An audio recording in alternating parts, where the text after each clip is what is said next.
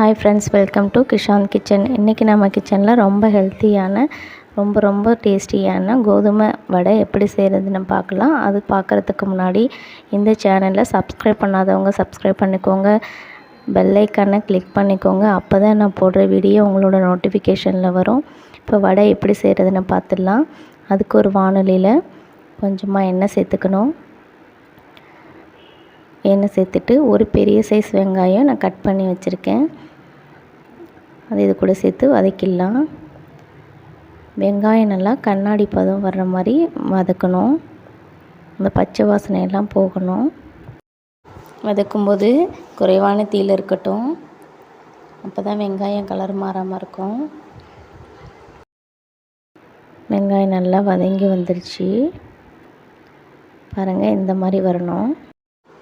ரொம்பவும் பொரியக்கூடாது, ஏன்னா நம்ம எண்ணெயில் போட்டு பொரிக்க தான் போகிறோம். இது கூட இப்போ 2 பச்சை மிளகா கட் பண்ணி சேர்த்துருக்கேன். உங்களுக்கு பச்சை மிளகா வேணான்னா சில்லித்தூள் கூட கொஞ்சமாக சேர்த்துக்கலாம், அதாவது மிளகாய்த்தூள். இப்போ கொஞ்சமாக கருவேப்பிலை கட் பண்ணியிருக்கேன், கொஞ்சம் மல்லித்தழை எடுத்திருக்கேன். 2த்தையும் சேர்த்து நல்லா வதக்கிடலாம்.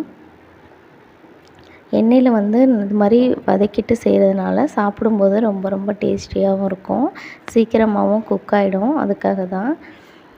இப்போ 1 டீஸ்பூன் மஞ்சள் தூள், 1 டீஸ்பூன் கரம் மசாலா, 1 டீஸ்பூனுக்கு கொஞ்சம் கம்மியாக ஜீரகத்தூள் சேர்த்துருக்கேன்.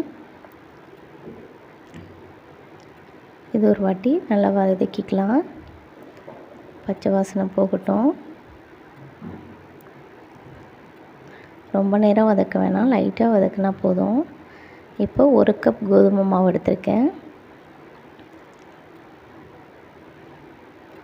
மாவை சேர்த்துட்டு நல்லா வறுத்து விட்டுக்கலாம். மாவு இந்த மசாலாவில் வறுக்கும்போது ரொம்ப வாசனையாக இருக்கும், அதே சமயம் அதோடய பச்சை வாசனையெல்லாம் போயிடும். இப்போ கொஞ்சம் கிறிஸ்பியாக இருக்கிறதுக்காக 1 ஸ்பூன் நான் அரிசி மாவு சேர்த்துருக்கேன். அப்புறம் தேவையான அளவு உப்பு சேர்த்தாச்சு. இப்போ நல்லா வறுத்துக்கலாம். இந்த வாசனையெல்லாம் போகிற அளவுக்கு நல்லா வறுத்துப்போம்.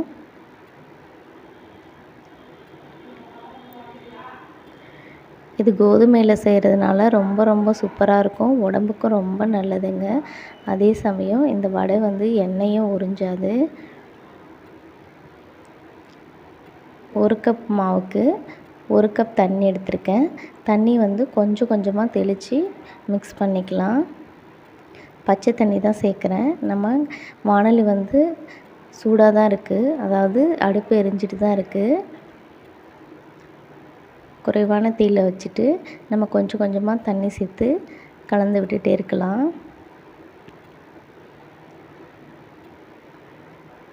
ஏன்னா தண்ணி அப்படியே சேர்த்துட்டோன்னா சில டைம் லூஸ் ஆகிடும், அப்புறம் வடை சரியாக வராது. அதனால் நான் கொஞ்சம் கொஞ்சமாக சேர்த்து செய்யலாம்.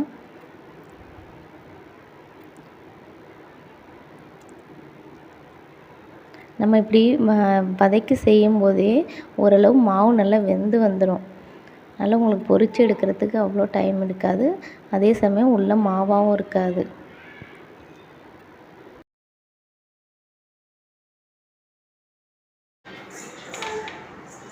இந்த வீடியோ பார்த்துட்ருக்கவங்க இது வரைக்கும் சப்ஸ்கிரைப் பண்ணாதவங்க சப்ஸ்கிரைப் பண்ணிக்கோங்க, பெல் ஐக்கானை கிளிக் பண்ணிக்கோங்க. அப்போ தான் நான் போடுற வீடியோ உங்களோட நோட்டிஃபிகேஷனில் வரும். மிஸ்டேக் இருந்தாலும் சொல்லுங்கள், கண்டிப்பாக நான் சேஞ்ச் பண்ணிக்கிறேன். 1 கப் மாவுக்கு 3/4 கப் தண்ணி தேவைப்பட்டுச்சு எனக்கு. இந்த பக்கம் கரெக்டான மாவு. இதுக்கு மேலே பாருங்கள், இவ்வளோ தான் தண்ணி மிச்சம் எனக்கு. இப்போது இதுக்கு மேலே தண்ணி ஊற்றினாலும் கையில் ஒட்ட ஆரம்பிச்சிடும், அதனால் தண்ணி போதும். இப்போ தொட்டு பார்த்தா மாவு நல்லா கொழுக்கட்டை மாவு மாதிரி இருக்கணும். கையில் எண்ணெய் எதுவுமே தடவலை, வேணும்னா நீங்கள் எண்ணெயோ நெய்யோ ஏதாவது தடவிக்கலாம். இப்படி நல்லா உள்ளங்கையில் வச்சு அழுத்திட்டு இப்போ கட்டை விரலால் ப்ரெஸ் பண்ணி இப்படி சுற்றி விட்டோன்னா ரொம்ப அழகான ஒரு கட்லெட் ஷேப்பில் அழகாக வந்துடும். உங்களுக்கு என்ன ஷேப் வேணும்னாலும் செஞ்சுக்கலாம். இந்த மாதிரி செஞ்சோன்னா உள்ளே நல்லா வெந்து வருங்கிறதுக்காக நான் இப்படி செஞ்சுருக்கேன். இதே போல் எல்லா மாவையும் ஒன்று ஒன்றா வடை ஷேப்புக்கு கொண்டு வந்துடலாம். மாவு ரொம்ப அழகாக சூப்பரான பக்குவத்துக்கு வந்திருக்கு. நம்ம வடை ஷேப் பண்ணுறதும் ரொம்ப ஈஸியாக இருக்குது. பாருங்கள், லைட்டாக அழுத்திட்டு அப்படியே கட்டை விரலால் ப்ரெஷ் பண்ணாலே போதும், அழகான ஷேப் வந்துடும். ரொம்ப டேஸ்டியாகவும் இருக்குங்க. குழந்தைங்க ரொம்ப விரும்பி சாப்பிடுவாங்க. நான் 1 கப் மாவு எடுத்ததுக்கு எனக்கு 13 வடை வந்துச்சு இந்த மாதிரி. இப்போ ஒரு வாணலியில் எண்ணெய் சேர்த்து இதை பொரித்து எடுத்துடலாம். தேவையான அளவு எண்ணெய் சேர்த்துக்கலாம். சேர்த்துட்டு எண்ணெய் நல்லா காஞ்சதும் ஒன்று ஒன்றா சேர்த்துடலாம். இதில் என்ன முக்கியம்னா, எண்ணெய் ரொம்ப காயக்கூடாது. ரொம்ப சூடானா டக்குன்னு கரிஞ்சு போயிடும், உள்ளே வேகாமல் இருக்கும். அதனால் மீடியம் ஃப்ளேம்லேயே வச்சுக்கணும். மீடியமில் வச்சு கொஞ்சம் வேக விட்டு திருப்பி போட்டு எடுக்கணும். பாருங்கள், அடிப்பக்கம் நல்லா வெந்துடுச்சு. நான் ஒன்று ஒன்றா திருப்பி விட்டுக்கிறேன்.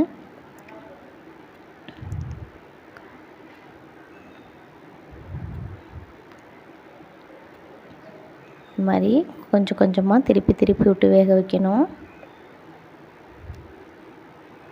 நல்லா ஒரு கோல்டன் கலர் வரட்டும். பாருங்கள், அப்படியே பார்க்கவே ரொம்ப அழகாக இருக்குங்க.